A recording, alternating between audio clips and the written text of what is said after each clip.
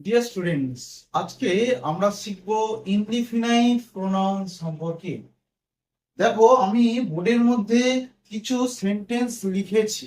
দেখো, one day hardly knows what to do.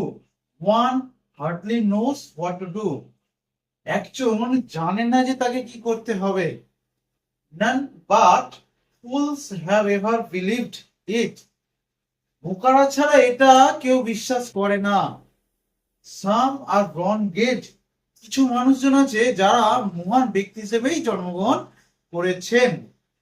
আর দেখো, somebody has stolen my watch. কেউ যেন মনে হচ্ছে আমার আমার ঘড়িটাকে চুরি করে নিয়ে চলে গেছে। দেখো, কিছু কিছু ওয়ার্ডে আন্ডারলাইন করা আছে। ওয়ান, ওয়ানের নিচেতে দাগ দেওয়া আছে। নান, নানের নিচে দাগ দেওয়া আছে। সাম, সামের নিচে দাগ দেওয়া আছে। সামবডি, সামবডির নিচেও দাগ দেওয়া আছে। এগুলো দেখো, কোনো ব্যক্তিকে বা বস্তুকে নির্দিষ্ট করে বোঝাচ্ছে না, ইন জেনারেল ওয়ে সবাইকে বোঝাচ্ছে। সেই জন্য এগুলো হচ্ছে ইনডিফিনাইট প্রোনাউন। ইনডিফিনাইট প্রোনাউন মানে ডিফিনাইট নয়, অর্থাৎ নির্দিষ্ট করে বলা হচ্ছে না।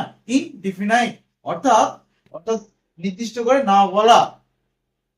দেখো, এইগুলো তাহলে সবই বুঝতে পারলে যে ইনডিফিনাইট প্রোনাউন হয়। তাহলে ওয়ান, নান, সাম, সামবডি এগুলো থাকলেই হচ্ছে ইনডিফিনাইট প্রোনাউন হয়। কিন্তু কোন কোন জায়গায় দেখবে ওয়ান ওয়ার্ডটাকে ইউজ করা হচ্ছে, তারপরে এনি ওয়ার্ডটাকে ইউজ করা আছে, কিন্তু সেগুলো হচ্ছে প্রোনাউন হিসেবে কাজ হচ্ছে না। সেক্ষেত্রে কি করা হয়, দেখো, দুটো সেন্টেন্স লিখেছি। I will take you there one day. আমি তোমাকে একদিন সেখানে নিয়ে যাব। দেখো, ওয়ান ডে। দেখো, ডেটা হচ্ছে, ডেটা একটা নাউন। নাউনের আগে ওয়ানটা বসেছে, অর্থাৎ এটা অ্যাডজেক্টিভ হিসেবে কাজ করছে। তাহলে এটাকে কিন্তু ইনডিফিনাইট প্রোনাউন বলবো না, তখন তখন বলবো এটাকে ইনডিফিনাইট অ্যাডজেক্টিভ। এখানে একই রকম ভাবে দেখো, fool, any fool can do it. এই ফুলটা হচ্ছে বোকা। ফুল মানে বোকা। তাহলে এই বোকাটা হচ্ছে এখানে নাউন। তাহলে নাউনের আগে কি বসানো আছে? এনি বসানো আছে। তাহলে এনিটা এখানে অ্যাডজেক্টিভ হিসেবে কাজ করছে। তাহলে নাউনের আগে যেখানে, তাই এটা অ্যাডজেক্টিভ, তাই সেটাকে বলা হচ্ছে ইনডিফিনাইট অ্যাডজেক্টিভ। যেহেতু এই কনটেক্সটে এলো, সেই জন্য আমি বললাম। এবার দেখো, আমি আসি, কিছু কিছু ক্ষেত্রে দেখবে এভরিওয়ান, এভরিবডি, এনিওয়ান, এনিবডি এগুলো ইউজ করা হচ্ছে। সেই ক্ষেত্রে কি করা হয়, হি অর সি কনটেক্সট অনুযায়ী বসানো হয়। অর্থাৎ যেরকম প্রসঙ্গ থাকবে সেই অনুযায়ী হচ্ছে হি এবং সি আমরা বসাতে পারবো।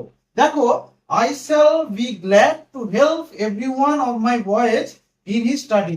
আমি প্রচুর আনন্দিত হতাম, মানে হব, আমি প্রচুর আনন্দিত হব আমার যে সমস্ত ছেলে মেয়েরা আছে তাদেরকে যদি আমি পড়াশোনাতে সাহায্য করতে পারি।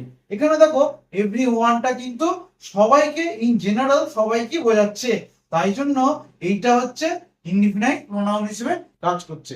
আবার অনেক অনেক জায়গায় দেখবে ইনডিফিনাইট প্রোনাউনটাও কিন্তু প্লুরাল হিসেবেও কাজ করে। যেমন ধরো, আমি একটা সেন্টেন্স লিখেছি, each of them have their share. এখানে দেখো, ইচ যে ওয়ার্ডটা আছে এটা কিন্তু একজনকে বোঝানোর কথা, কিন্তু দেখো ইন জেনারেল ওয়ে প্লুরাল বোঝানো হচ্ছে, সেই জন্য এখানে দেয়ার বসানো হয়েছে দেমের পরে। তাহলে নিশ্চয়ই বুঝতে পেরেছো তোমরা ইনডিফিনাইট প্রোনাউন্স কি। আর আর এ থেকে ক্লিয়ার হয়ে গেছে। এবার যদি কোনো কিছু অসুবিধা হয় কমেন্ট বক্সের মধ্যে অবশ্যই জানাবে, আমি সেগুলো সলভ করার চেষ্টা করব। Thank you for watching this video.